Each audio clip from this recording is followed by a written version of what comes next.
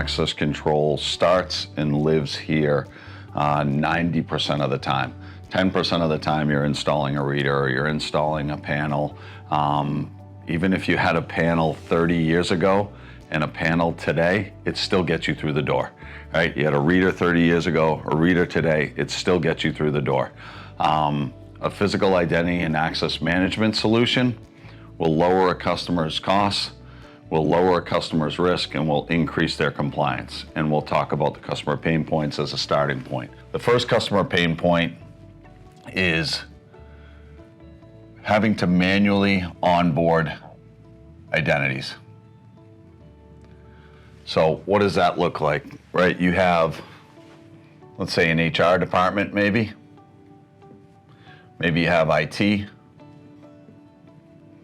And then maybe you just have like various lines of business in your organization, right? Whatever they are. You may have a central HR location that will send new identities to the security team, or it may come from the IT team once they give you logical access, which we're going to talk a lot about how your conversation can mirror logical access to physical access. And then if you have different lines of businesses, they may individually, the managers individually may send you, send security new identities when they're hired. So you think about HR, any one of these groups, and they send an email.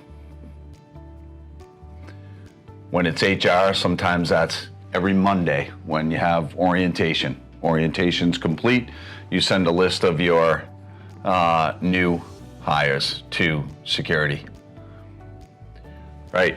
Each individual line of business could send an email and it has, you know, the person, who they are, right? Their photo, so that they can get a badge, right? And maybe that's all they send, right? They send the identity to security and they assume that security is going to take a look at that identity and know exactly what access they should add to that identity. Now, what you have here is you have a security operations center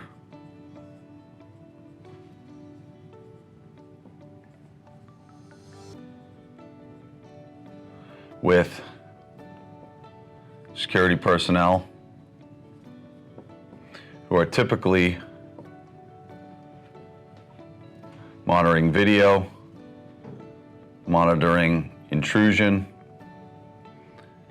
and monitoring alarms and events. So they're working in this. They probably have TVs up so they can see the latest news. They want to know anything that's happening. You might have threat analysis. You have people flying drones out of these security operations centers now to make sure that their people and their assets are safe.